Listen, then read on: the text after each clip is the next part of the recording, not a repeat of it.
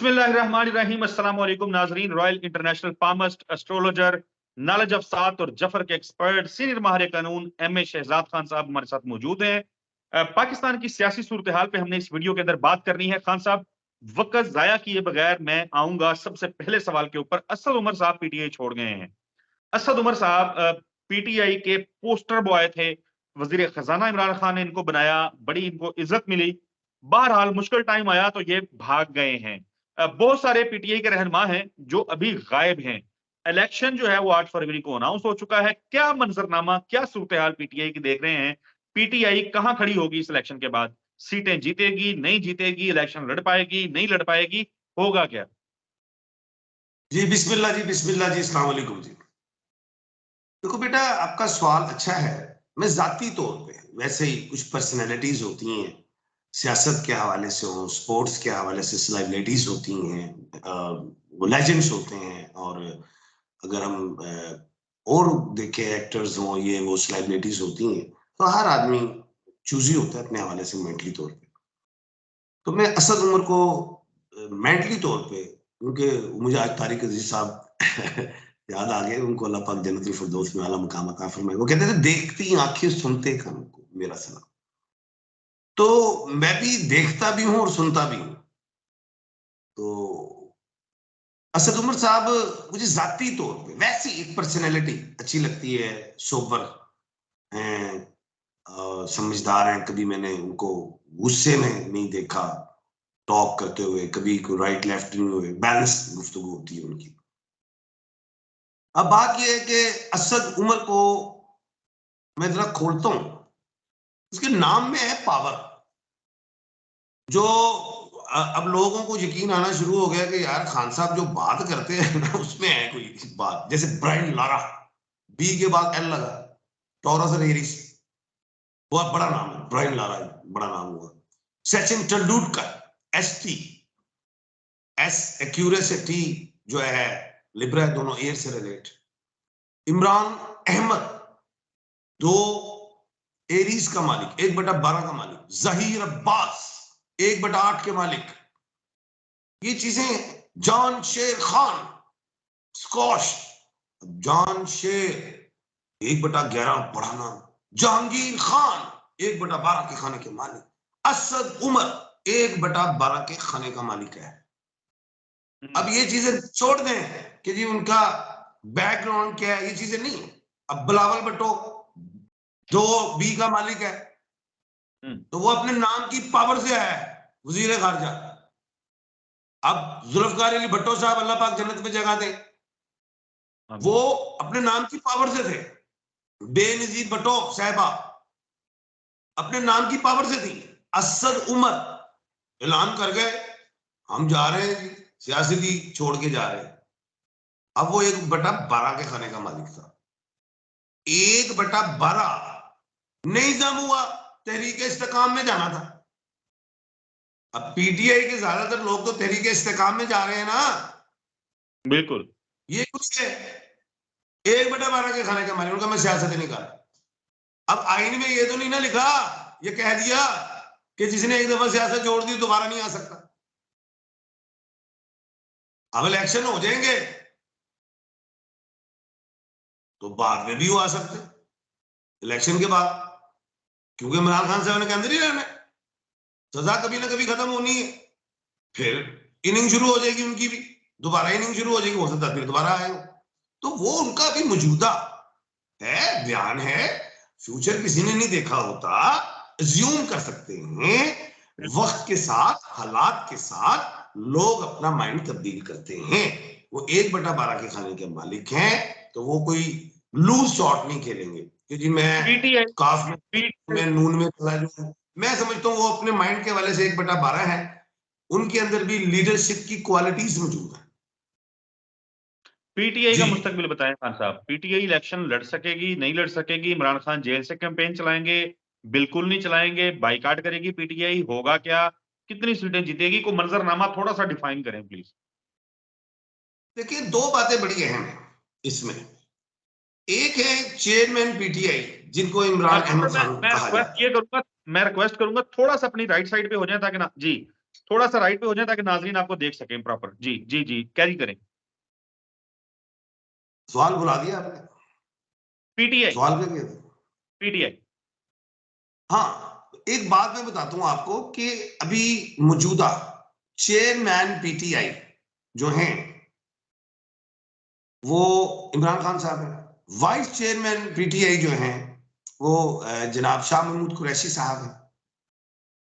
अब ये दोनों अंदर हैं, साइफर लगा हुआ है इन्हें, तो ये दोनों तो गए सजाए।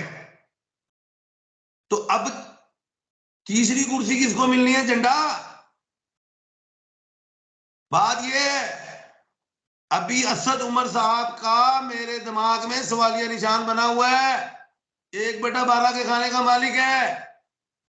अभी एक और मेरे दिमाग में फंसा हुआ है बंदा, जिन्होंने असेंबली में अकेले ने तकरीर की थी जब ओपोजिशन बैठी हुई थी, केपीके के अली मोहम्मद, क्या नाम था? जी, अली मोहम्मद खान। अली मोहम्मद। एएम की बड़ी पावर होती है, या एमए हो जाए या एएम हो जाए। एमए खुद शहजाद खान, एमए शहजाद खान, एमए हजरत कायदे आजम मोहम्मद अली जीना, एमए मोहम्मद अली बॉक्सर देखे, एमए हमारे चीफ साहब, एएम आसिम मुनीर साहब, पावर्स है इसमें। सूरज और मरीख की पावर्स है, एएम हो या एमए हो, इसमें पावर्स है। अब दूसरा मेरा अली मोहम्मद साहब की तरफ माइंड है कि वो भी झंडा उठा सकते हैं। अब तीसरा एक और बंदा ऐसा है, बुजुर्ग है, मुझे ऐसे नहीं कहना चाहिए ऐसा, लेकिन ज़ाहिर अल्फाज है वो, जब मैं जोश किताबत में होता तो कुछ सिर की टांग होती। 1/7 के खाने के एक मालिक हैं जो अंदर बंद है, परवेज इलाही जिनका साहब। नाम है परवेज इलाही साहब। अब परवेज इलाही साहब जो हैं, परवेज मैंने आपको याद होगा 4 कहे थे। जी जी, वो बात बहुत दफा हो चुकी है। जन्नतुल फिरदौस में जगह इनायत फरमाए। दूसरे परवेज कियानी साहब, चीफ आर्मी स्टाफ हुए 2 दफा, एक्सटेंशन भी हुई। तीसरे ये परवेज इलाही साहब, डिप्टी वजीर आजम 3 दफा वजीर आला। चौथे ये क्या कहते हैं, परवेज खटक साहब, वजीर खारजा दाखिला भी हुए, वजीर आला भी हुए। तो अभी एक माइंड मेरा फंसा हुआ है कि 1/7 के जो परवेज लाई है, कहीं वो भी झंडा लेके ना आ जाए। तो बात असल की तरफ चलते हैं कि पीटीआई खत्म नहीं हो रही, वो बैलेट पेपर पे आपको दिखाई देगी, बल्ले का निशान दिखाई देगा। जिन लोगों को सजाएं हो जाएंगी वो डिस्क्वालीफाई हो जाएंगे, जिसमें इमरान खान साहब मुझे लग रहे हैं डिस्क्वालीफाई। और जो लोग वांटेड है, वांटेड भी तो है, वो भी नहीं लड़ेंगे इलेक्शन। तो पीटीआई का इलेक्शन कौन लड़ेगा? वो पेशन को ही मेरी याद रखो, जो मैंने 6 महीने पहले की थी कि वुकला हजरात, अबाबीलें जिनके मुंह में कंकरियां, वो इलेक्शन लड़ेंगी पीटीआई का। जी बिल्कुल ठीक है खान साहब। जी बहुत सारे पीटीआई के ऐसे लोग हैं जो इन्हीं इल्जामात का सामना कर रहे थे जो असद उमर या बाकी लोग कर रहे हैं, जो इस वक्त मतलूब हैं। वो दूसरी पार्टियों में जा चुके हैं। अब जब वो दूसरी पार्टियों में चले गए हैं तो उनको सजाएं वगैरह फिलहाल नहीं मिल रही, बड़ी आजादी से घूम फिर रहे हैं। ऐसे लोगों की आजादी बरकरार रहेगी या वो भी कटहरे में लाए जाएंगे? लेकिन जो लोग तो 9 मई के वाकये में मुलविस है, ठीक है, और उनकी तस्वीरें हैं या कोई भी है, वो एक कानून है उसके मुताबिक डील हो रहा है। जो जो बरी हो रहे हैं वो बरी हो रहे हैं, ये कानून का मामला है। तो जो लोग बरी हो गए हैं, जो जाहिर है अगर वो वांटेड थे और वो अदालतों में हाजिर हुए हैं और उनको अदालतों ने छोड़ दिया है, तो आप इस पे कोई बात नहीं कर सकते, क्योंकि मुल्क की जो तरक्की का राज होता है वो कानून से होता है। और जो अदालतें होती हैं वो कानून को का पहरा देती हैं। और क्योंकि हमारे जस्टिस साहिबान जो होते हैं वो कस्टोडियन ऑफ द कॉन्स्टिट्यूशन होते हैं, तो जो भी फैसले हो रहे हैं वो अकॉर्डिंग टू लॉ ही होंगे, कानून में होंगे। कोई ऑर्डर पास हुआ वो पढ़े, कोई गलत लगता है चैलेंज करे, जो क्लियर हो रहे क्लियर हो रहे। इसलिए मैं क्यों चीखता हूँ कि जो फराक होगी साहब आए ना। अब जो कल बात हुई है किसी निजी चैनल में, तो आए फराक होगी साहब, कहें जी ऐसे नहीं ऐसे, कानून के सामने आए पेश हो। मुराद सही साहब आए ना, तो हो अली सकता है झंडा हो सकता है, जो वांटेड है, जो हो सकता आते हैं अदालत में, अदालत देखती है, एविडेंस देखती है, सारे मामले की जांच पड़ताल होती है, वुकला होते हैं, आर्गुमेंट्स होते हैं, उसके बाद जज साहब फैसला दे देते हैं। अच्छा, इसमें तो जी कोई शक नहीं है साहब के फराह साहिबा जो हैं, जिनके बारे में मीडिया में बहुत ज्यादा बात हो रही है, अगर उन्होंने माल चोरी किया है, पैसा चोरी किया है अवाम का, लोगों का, तो बड़ी सख्त और कड़ी से कड़ी सजा उनको मिलनी चाहिए। अदालत के सामने है, कोई इल्जाम लगाया कुछ, आज तो इश्तिहारी हो गई होंगी, वो मेरे ख्याल से हो गई होंगी वो। मैं कंप्लीट कर रहा हूँ कि उन्हें कड़ी से कड़ी सजा मिलनी चाहिए। मेरे शहरियों का, मेरे लोगों का, छोटा हो बड़ा हो, जिसने जुर्म किया है सजा मिलनी चाहिए, मुल्क तरक्की करेगा। अफलातून ने क्या कहा था? हाँ सर, क्या कहा था? मैं सवाल कंप्लीट कर लूं, क्योंकि वो ऑडियो डबल होती है ना, तो फिर आवाज आती नहीं है। मैं ये कह रहा था कि उन्हें सख्त कड़ी सजा मिलनी चाहिए। फराह गोगी जिनको कहा जाता है, गोगी पता नहीं उनका नाम है या मशहूर कर दिया जा रहा है, ये लफ्ज है, अगर गोगी उनके नाम में नहीं लगता तो मैं नहीं माजूर होगा, हूं, उनको सजा मिलनी नहीं होगा चाहिए। लेकिन हमारे। है, ये भी तो मुमकिन है कि वो फिर उसी तरह करें कि 4 साल बैठी रहें जहां हैं वो आजकल, 4 साल के बाद वो जब मामला उनके ठीक हो जाएं फिर पाकिस्तान आ जाएं, जैसे नवाज शरीफ साहब आए। देखिए, एक अच्छी खूबसूरत बात आपने की है। अब नवाज शरीफ साहब आए हैं, तो मैंने एक पेशन कोई की थी आज आपके प्रोग्राम में 4-5 महीने पहले। मैंने कहा था नवाज शरीफ साहब की जो लीगल टीम है वो बड़ी एक्टिव है, और इमरान खान साहब की जो लीगल टीम है वो एक्टिव नहीं है। वो कुछ ब्लंडर्स हो गए हैं। जैसे मैंने कहा था कि इमरान साहब के हवाले से उनको मेन अपील में जाना चाहिए था, ये अभी नवाज शरीफ साहब आए हैं। अब वो सर्टिफिकेट में क्या कहता हूं अक्सर कि मैं सर्टिफिकेट लेके आए। अब अदालत में जब गैर हाजिरी होती है किसी भी दिन की, तो उसका जवाब बताया जाता है कि मैं इस दिन क्यों नहीं आ सका। अब नवाज शरीफ ने इतने सर्टिफिकेट इकट्ठे किए होंगे, लाजमी फाइल पूरी मुकम्मल होगी, अदालत को पेश करेंगे जी मैं इसलिए नहीं आ सका, मैं बीमार था, ये था, वो था, फलाना था। वुकला की लीगल टीम। अब वो, मैंने आपको पहले भी कहा था कि वो हिफाजती जमानत ले लेंगे नवाज शरीफ साहब, और जो भी प्रोसेस होगा, जो कुछ भी होगा, अदालती वाले से ऊपर ही हो जाएंगे। पहले भी अगर वो गए थे, अंदर हुए थे, कुछ भी हुआ, अदालती वाले से गए। जो भी मुल्क में होता है वो कानून के मुताबिक होता है। अब वो उसको जाहिर है, दो शख्स की लड़ाई होती है, एक की नहीं होती। लड़ाई दो की होती है, एक हारता है एक जीतता है। हारने वाला कहेगा 2 नंबरी, जीतने वाला कहेगा 1 नंबरी। हमारे मुल्क में जो हारता है 2 नंबरी। आज अगर बुशरा साहिबा, मोहतरमा बुशरा साहिबा पे इल्जाम आ जाता है, इल्जाम तो आया हुआ है, मुलजिम है, और सजा हो जाती है, चीखेंगे हमने किया नहीं। लेकिन फ्यूचर में जब ये इनकी बारी आएगी तो ये दूसरों पे डालेंगे, वो कहेंगे हमने नहीं किया। ये तो हमारे मुल्क में यार ये चलता ही आ रहा है, इसका कोई हल नहीं निकला। फैसले मैं क्यों कहता हूं ऐसे होने चाहिए जो दिखाई भी दिए जाए, फैसले जिनको तस्लीम करे अवाम भी, तो फैसले ऐसे स्ट्रॉन्ग होने चाहिए। हमारे जुडिशरी को मजबूत होना चाहिए, हमारे वुकला हजरात को उनके केसेस पकड़ने चाहिए कि जहां मुल्क का नुकसान ना हो रहा हो, जहां मुल्क के नुकसान हो रहे हैं तो उनकी साइड नहीं लेनी चाहिए। मुल्क के लिए हर शख्स जिम्मेदार है, चाहे वो बच्चा है, बूढ़ा है, जवान है। ये मुल्क अवाम से चलता है, रियासतें कायम ही अवाम से होती हैं। हर एक का फर्ज है, एक रेडी वाले का भी फर्ज है कि वो भी सच्चाई दिखाए। आलू जब वो डाले तो बताया कि गंदे हैं, गंदों का रेट अलग कर ले, अच्छों का अलग। सच्चाई से चलना है, ईमानदारी से चलना है। हमने नबी करीम सल्लल्लाहु अलैहि वसल्लम के स्वाए हसना पे चलना है, उनके बताए हुए असूलों से चलना है, फिर तरक्की होती है मुल्कों की। अब हजरत उमर फारूक रजी अल्लाह तआला के जो कवानीन थे उनको तो अंग्रेज ने अपनाया हुआ है, हमने अपनाया नहीं। अगर देखें, हजरत उमर फारूक रजी अल्लाह तआला उन्होंने फरमाया कि मेरी हुकूमत में दजला के किनारे भी अगर कुत्ता भूखा होगा तो मैं जिम्मेदार। और आप देखें अंग्रेजों को कि उनका सीनियर सिटीजन जो घर बैठ जाता है उनको भी हुकूमत पैसे दे रही। खान साहब, आपने बिल्कुल जबरदस्त गुफ्तगू की।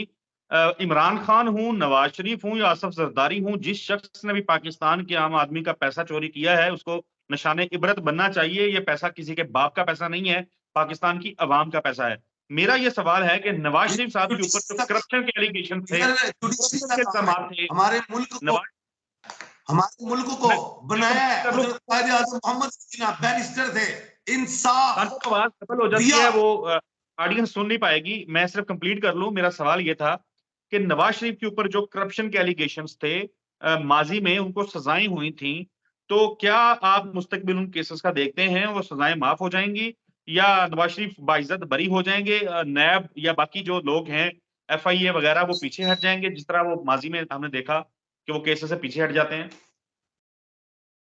यार हमारे मुल्क में ना आज तक जो सबसे बड़ी खामी रही फेलियर की, जो हम डेवलप कंट्री से डेवलपिंग में रहे हैं, वो ये रहा है कि हमने आपस की लड़ाई लड़ी,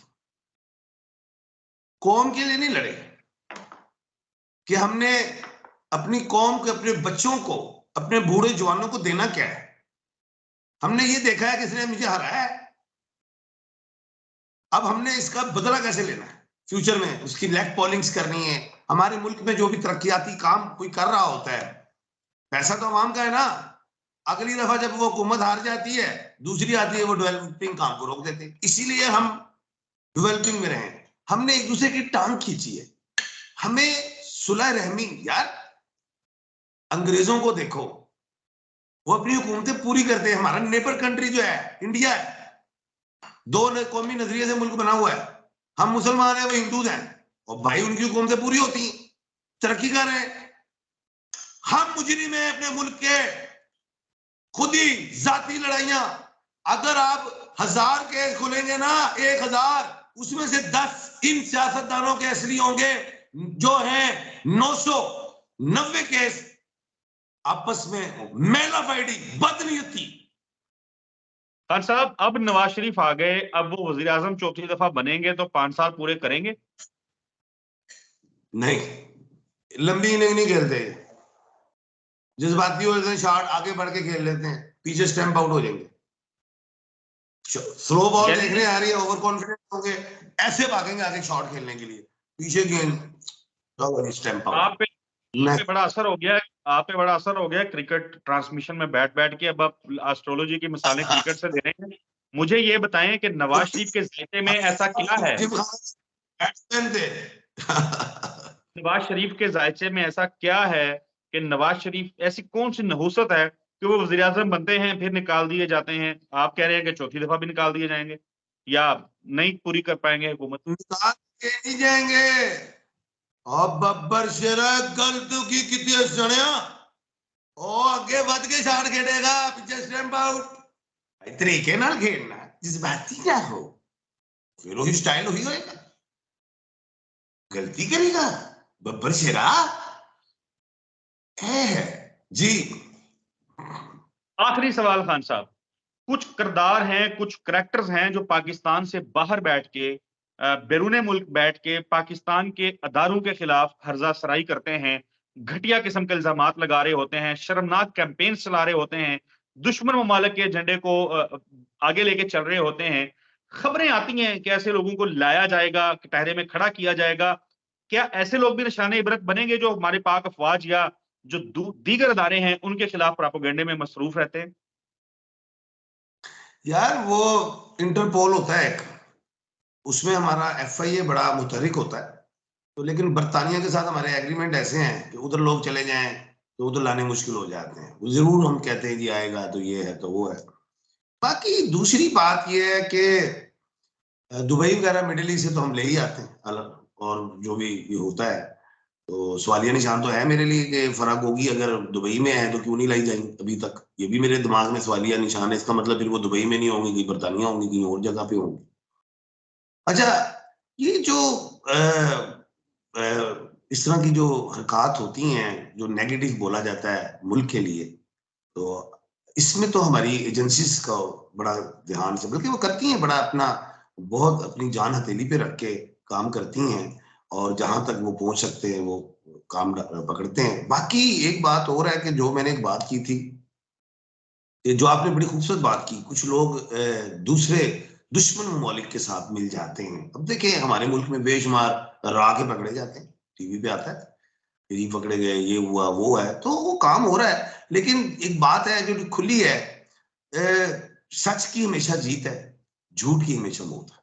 तो जो लोग भी मेरे मुल्क को खोखला करना चाहेंगे, वो एक दिन नंगे होंगे, वो ये कह लेंगे वो पकड़े जाएंगे, कुछ भी कर लो, सबसे पहले पाकिस्तान, और ये सब क्या पाकिस्तान। बेशक जी बेशक बेशक एमएस शहजाद खान साहब, आपके बड़े खूबसूरत मैसेज के साथ वीडियो का अख्ताम करूंगा। और नाजरीन के लिए यह बात करना बहुत जरूरी है कि हम आए रोज देख रहे हैं कि अब खास तौर पे नवंबर के अंदर इस किस्म के इवेंट्स हुए हैं पाकिस्तान में। हमने देखा कि मुतअद्दिद वाकयात के अंदर हमारे जवान जो हैं वो शहीद हुए हैं, लेकिन वो एक आदिल राजा नामी घटिया करैक्टर है, वो पाकिस्तान से बाहर बैठ के पाकिस्तान के इदारों को ना सिर्फ मुलायन करता है, बड़ी घटिया किस्म की इल्जाम तराशी करता है। और अफसोस की बात यह है कि पाकिस्तान में मौजूद बहुत सारे लोग जिनका ताल्लुक किसी भी सियासी जमात से हो, वो ऐसे लोगों की गुफ्तगू को ना सिर्फ सुनते हैं बल्कि फैलाते हैं, और फिर एक अजीब सा माहौल पाकिस्तान में वो इल्जाम दर इल्जाम वाला बन जाता है। खुदारा इससे गुरेज कीजिए। अगली वीडियो में मुलाकात होगी।